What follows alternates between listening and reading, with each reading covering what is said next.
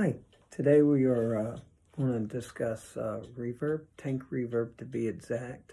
I got an old tank reverb from a Wurlitzer organ my brother gave me. So I'm going to show you how I turned it into a standalone reverb. Okay, and first I'll show you a block diagram. Okay, this is a block diagram of the reverb. You have to have a preamp going into the reverb to amplify the sound of your guitar or whatever you're using vocals. Then comes out of the tank and you gotta go into another preamp to amplify that signal to recover all your signals. And I looked online, I tried to find a trim pot, a blend pot, and I was having difficulty finding a blend pot. So what I discovered was if I take, let me focus in a little bit further. If I take a standard pot potentiometer and I go from the input into the pot, and then I go from the pot to the input on the secondary preamp, that will give me a blend. And when you turn the pot full open, it'll cancel out the reverb effect. And if you turn it down, it'll bring in full guitar. Turn it down, it'll bring in full guitar. And you turn it up, it'll bring in full reverb. And then you can mix the two by turning it like in the middle or whatever. Then you go from the preamp and you go out into like an amplifier, regular amplifier. And that would be your level. Your secondary is your level. Your first is your depth, because you're going to control how much amplification goes into the tank, which will cause it to bring more the more you put in. And then naturally, like I said, you got a blend pot. You turn all the way down, it's full guitar. Turn all the way up, it's full reverb.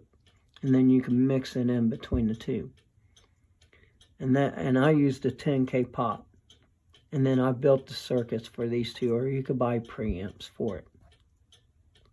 Now the circuit I used was a 386 circuit. If you look at the circuit itself, it's relatively simple. You've got like 4 capacitors, and instead of the speaker, I just used them as outs. And it's 8 watts, it's 1 watt, 8 ohms. Really good circuit. But if you decide not to build a circuit, then you can buy them on Amazon. Just buy a 1 watt amp for both circuits. And tell you the truth, I built it myself and it only cost me like $8 for the whole thing. Now if you look up the setup I got here, this is the reverb tank. This is my preamp going into the reverb. And this is my preamp coming out of the reverb. This is my blend pot. And this is the depth. And this is the level. So the depth is this circuit here. The blend pot, like I said, you're coming out of the input, and then it's going into this second one here, which is the other preamp, which would be your level, which adjusts the volume control. So if you look at the front of it, this is how I got it set up. I've got input, output, depth, reverb, which is your blend pot, and your level. And then I kind of named it tank. Okay, and I'll go over this circuit that I went through in a bit. Okay, so I'll show you as I adjust the volume of the reverb and the other volume knob, the level knob. I'll show you what it will do. Okay.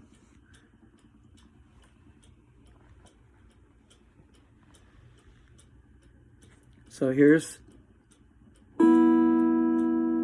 straight guitar. if I adjust it all the way down, I got a straight guitar, right? But I can adjust that up to throw in some reverb. Hear it?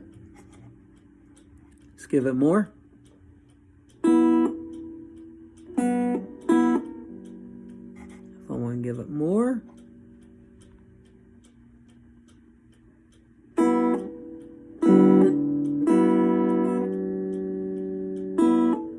Give it more.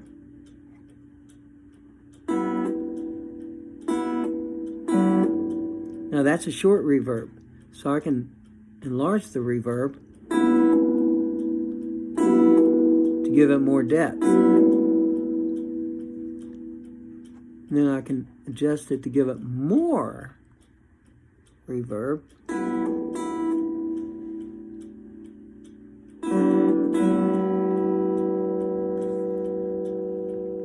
So see, it's kind of like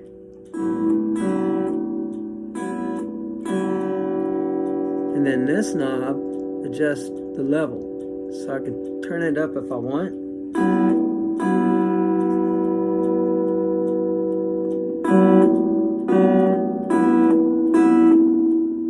See, I can get a lot out of there. So it's very, very, very adjustable. Very adjustable. So I do say use a regulated power supply for it if you go for a power supply. 9 volt is what I use. I use 9 volt between the two. If you buy the little amplifiers, I built 1 watts is what I built. If you buy them, make sure you check the voltage and buy an adapter if you go to use that for that voltage. And that's it. The blend channel is the one I had the trouble with. I couldn't find it on the internet, but I figured out how to do it. So if you do it that way, I think you'll be fine. Thank you for watching.